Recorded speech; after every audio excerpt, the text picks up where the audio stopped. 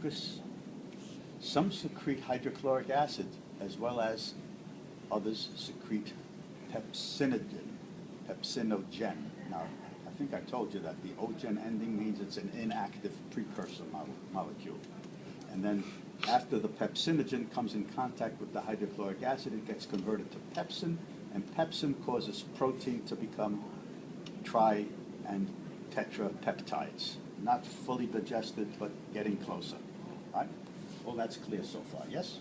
All right, so this thing is meant to show a peptic gland. In other words, the glands that secrete the hydrochloric acid, pepsinogen, and so on.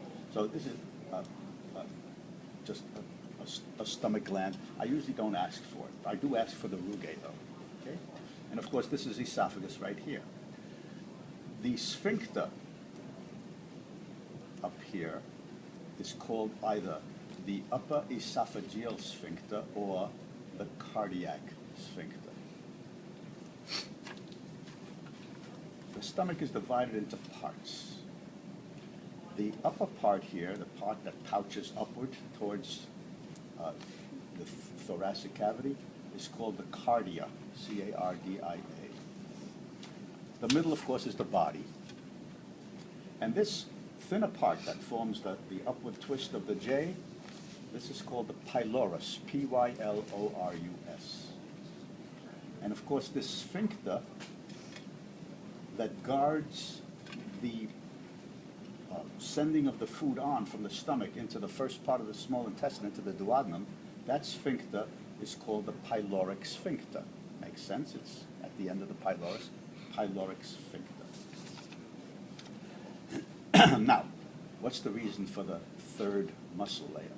As you eat, and you don't masticate your food down to tiny little granules usually, you swallow it when there's still some big chunks. Those bigger chunks get ground down into tiny little particles that are like sand suspended in liquid. That's what the stomach does with the foods that we swallow. It grinds it. And in order to grind it and manipulate it and move it around, we need that third muscle layer, and that's how that gets accomplished. Furthermore, it's even more interesting. When you're eating a meal, you want the proteins to be in contact with the hydrochloric acid and with the pepsin in order to facilitate the beginning of digestion of protein.